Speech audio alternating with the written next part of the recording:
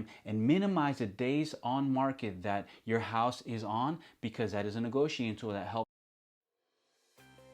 Thank you for tuning into our weekly show. We're here, we're keeping up to date as far as what's been going on in the real estate market. We're now looking back at the 5th week of March, everyone. Can you believe it? We're in April already, full blooming season. Great times.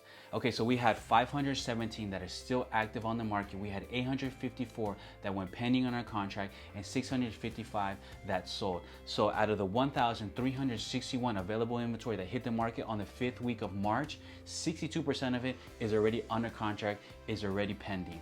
And we also had a 40% increase in houses that were sold week over week. So I credit that more on that there's more inventory now to be able to satisfy some of that demand. So you're getting able to see more houses that are being sold. And so that is good news for the buyers, for everyone. But at the same time, you want to consider if you're planning to put your house on the market, you're getting more inventory to hit the market. So that means more competition for you. So that's something you want to be able to consider.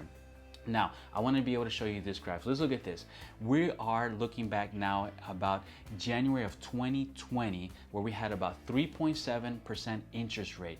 And so we see how it went dip down. We know what happened last year, right? It started going down. And then let's look at right now in March of this year, we're around 3%. So I'm seeing about 2.8, 3.1%, which is still a super great interest rate, right?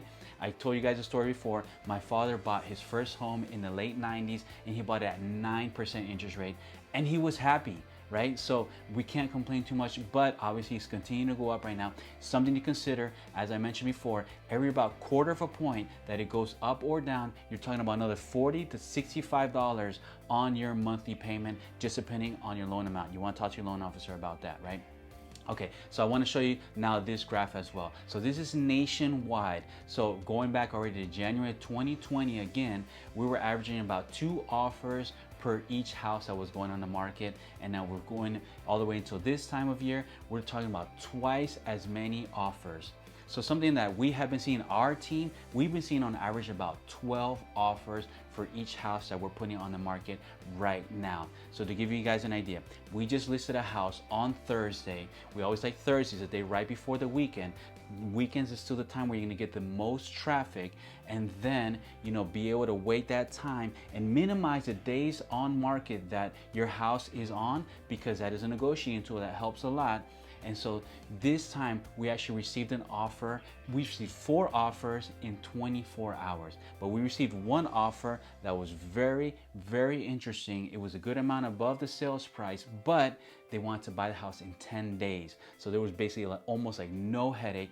I went back to my sellers and I said, hey, you know what? We might want to consider this one. I was like, because I was like, there's really no headache here and they want to close the house in 10 days.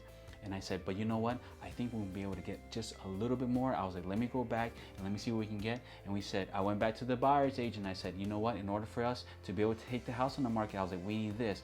They said, fine. So we were able to make a contract, because usually you want to wait the weekend. You want to be able to see what, gauge the kind of traffic that you're going to get and all that kind of stuff. Some of my colleagues might not agree, but I always say you want to be able to wait some time just to kind of see what the market is giving you for that house, because in the end, you want to be able to maximize the most that you can on your investment.